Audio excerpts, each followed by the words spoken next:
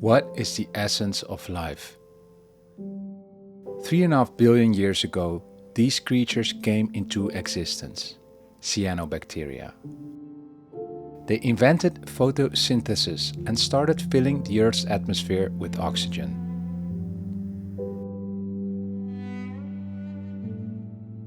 Bacteria enabled all complex life on our planet. And this video is about meeting them on their own scale.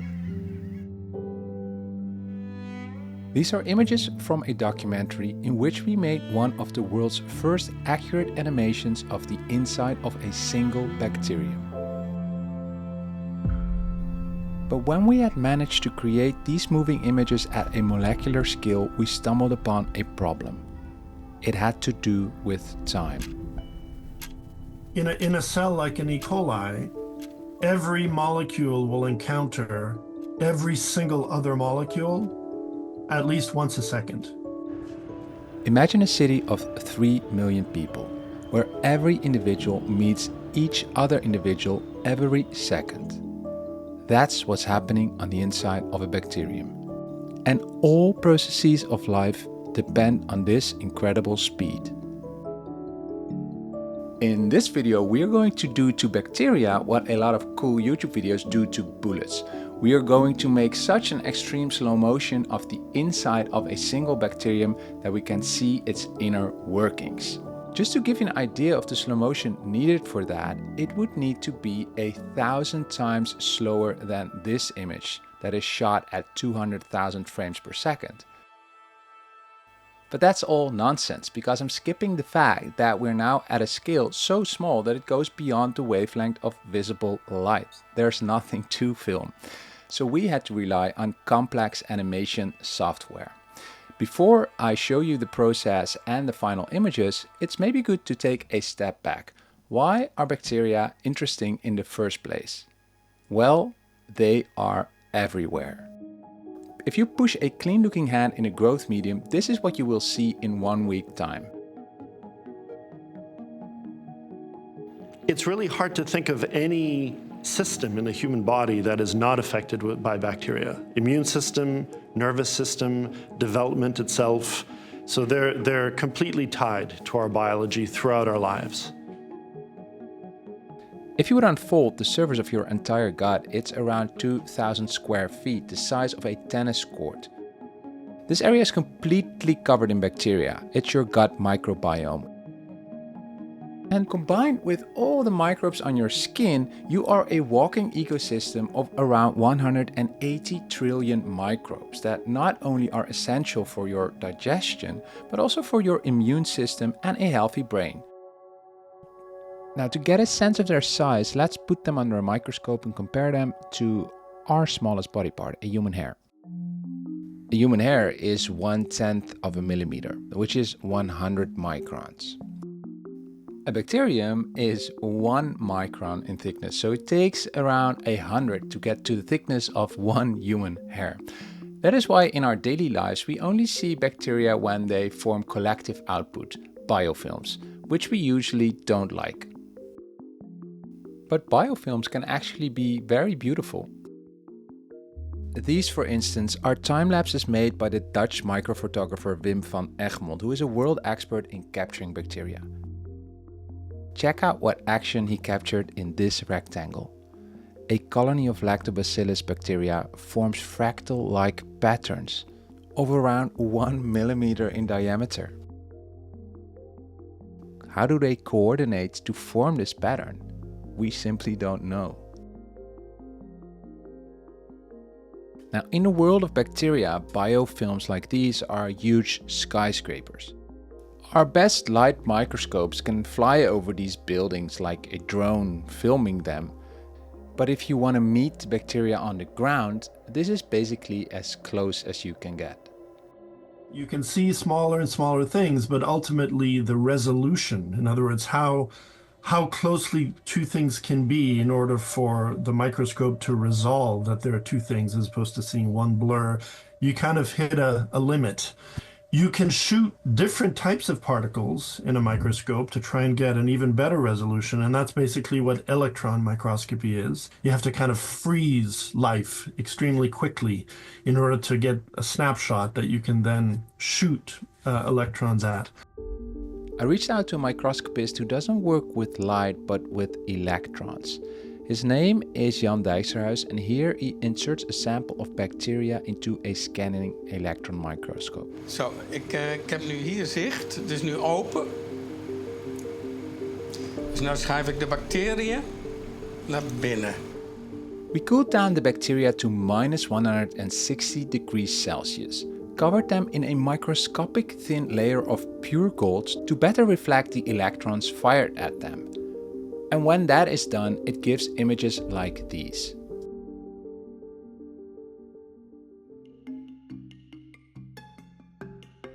Filmmakers are often ungrateful bastards, at least I can be one. This is really a cool image for microscopists, and it's a day of hard work. But I wanted to get closer, I wanted color, and I wanted to move. So I wanted something microscopy could not give me. And then I found these images online. This is the inside of a eukaryotic cell, the cells we're made of. It's the work of molecular cell biologist Gael McGill and his team at Digizyme. The way we create this imagery, we and others, we're not the only ones who do this, is we've looked to the entertainment, the Hollywood industry, for the incredible software that they've created for things like special effects and 3D animated movies, right? So these are very powerful software suites that have created everything from Star Wars movies to Pixar, all of that stuff.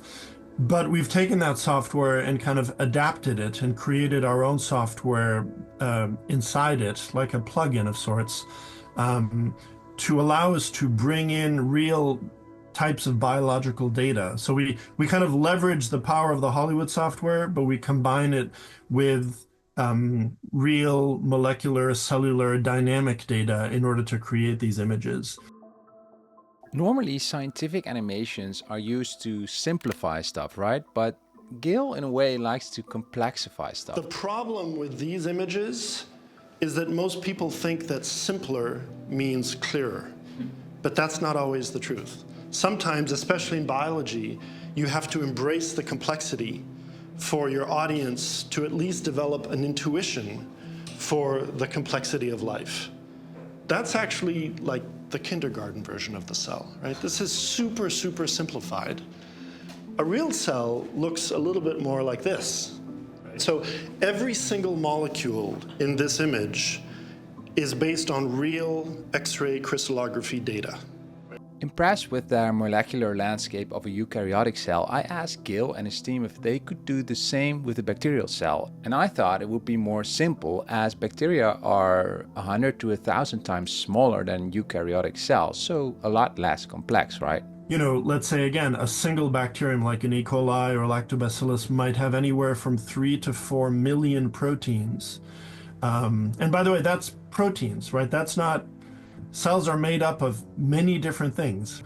There are different molecular families, there's nucleic acids, DNA, RNA, there's the membranes, which kind of are the barrier of the cell. That's made up of lipids, like fats. There are sugars.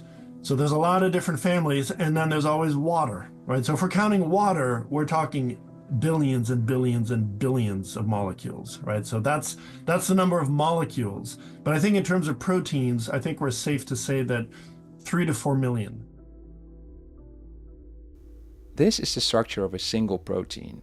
A bacterium contains around 3 million of them.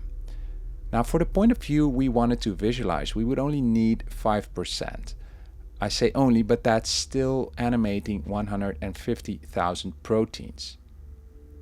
Up until this point in the process, we'd mainly focused on spatial scales and the issues around that. And it did not occur to me that we would also have an issue around timescales. So there's spatial scales and there's temporal scales, right? So it started really, one of the more famous ones is the Powers of 10 movie by the Eames, right? Where you can take kind of a continuous zoom into something or out of something, to galaxies, into atoms. What's amazing about that, and what everybody loves, is that it is a continuous zoom. Right, so you can go into the skin and then go into the tissue and the cell and okay, that's great. It's still hard to grasp as you're doing it exactly what level you're at, but you get some sort of an intuition because it's continuous. With time, that's a lot harder. We are actually quite used to spatial scales. Even when it comes to our own body, we know our hand is big and hairs are small and we're okay with that, but what if your body operates on different time scales? What if, for instance, your hand would move like this, but so fast that it's completely invisible? That is the reality of molecular structures within a bacterium, within cells. Here we see an image where you can see the different time scales of molecular structures. And the differences are huge. If a protein moves like this, it's not like the side chain of an amino acids move like this, but it moves 1,000 times faster. So we had to pick our time scale, and we picked the time scale of proteins. I will now show you the fragment from the documentary Micronauts in which we slowed down the inside of a single bacterium to the nanosecond scale.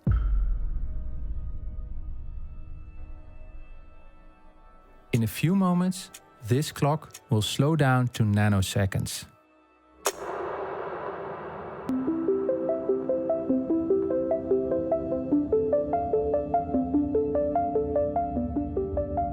Time now runs so slowly that if we wanted to see this clock reach 8 seconds, we would have to wait and watch for 30 years. In those 30 years, we would see how every single protein encounters every other protein at least once.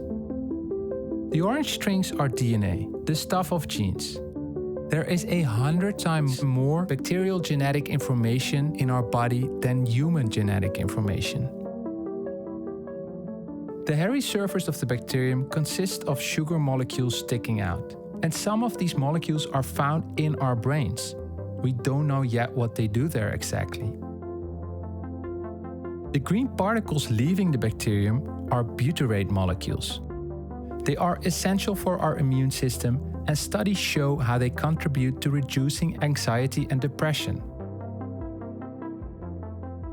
And here we see ATP synthesis, the production of the energy molecules that power all of life, and without which our cells cannot function.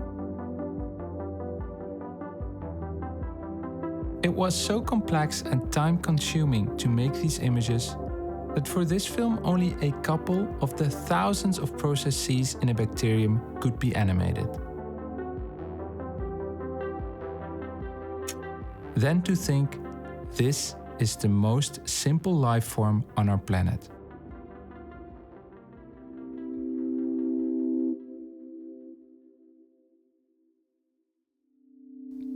When I screened this documentary in a theater in the Netherlands in full 4K, I was again touched by the complexity of what we call simple life forms and how dependent we are on bacteria. But if you know the Essentia Foundation and our channel, you might have wondered why in this video I haven't so far touched upon philosophy and metaphysics. And the reason is that those philosophical, metaphysical reflections upon this whole making of this image of a bacterium, for me, came at a very late stage when watching the final documentary in the theater. I then realized that what we had made, this molecular animation of a bacterium, still is not a bacterium. It is a very accurate map of a bacterium. You can create these accurate maps about reality based on everything we know, but that which show you how nature behaves, but it still is not the real thing. It still is an image of. And that was just sort of my deep lesson with this film and working with you and creating this image. Yeah, absolutely. I mean, it's a, you know, it's a model of a model of a model of a, I think another way, in fact, even using words that I think you've used in the past, it's not the territory, it's the map, right? A quote that I love to always repeat to my students is, you know, all models are wrong, some are useful. It's a reminder de facto, right, that this is only a representation of a thing. It's not the thing. I mean, it goes back to, I think it was Magritte, right? Ceci n'est pas une pipe. It's the same idea. You know, this is not the thing. This is my picture of the thing. It's exactly the same issue. And I think the fact that people may have been fooled into thinking, or not fooled because that was not our intent, but they walk out thinking that they've seen a bacterium, I think that actually speaks to the power of images. Both art and science create powerful images, maps of the world, and sometimes we can confuse those with the actual territory, the world in and of itself. And applied to this journey into the microcosmos, the deep lesson I learned is that bacteria still remain mysterious creatures.